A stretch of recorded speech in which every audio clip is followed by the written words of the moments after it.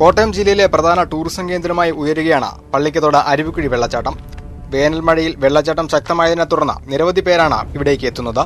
ഇവിടെ എത്തുന്നവർക്കായി സുരക്ഷാ സംവിധാനങ്ങൾ ഒരുക്കിയിട്ടുണ്ടെങ്കിലും അവ പര്യാപ്തമല്ല എന്ന ആക്ഷേപമാണ് ഇപ്പോൾ ഉയരുന്നത്. 2 സുരക്ഷാ ജീവനക്കാർ ഡ്യൂട്ടിയിലുണ്ടെങ്കിലും ഇവിടേക്ക് എത്താൻ കുറുക്കുവഴികൾ ഏറെയുള്ളത് അപകടങ്ങൾക്ക് വഴിയൊരുക്കുകയാണ്. മുൻവശത്തുള്ള കവാടത്തിലൂടെ എത്തുന്നവരെ മാത്രമേ സുരക്ഷാ ജീവനക്കാർക്ക് ശ്രദ്ധിക്കാനാകൂ.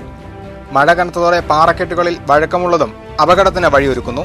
കാഴ്ചക്കാർക്ക് സുരക്ഷിതമായി നിന്ന വെള്ളച്ചാട്ടം ആസ്വദിക്കാനുള്ള സംവിധാനമുണ്ടെങ്കിലും സാഹസികതയുടെ അതിരുകൾ കടന്ന പലരും ഫോട്ടോ എടുക്കാനും മറ്റും ഇവിടേക്ക് എത്തുന്നതും അപകട സാധ്യത വർദ്ധിപ്പിക്കുന്നു.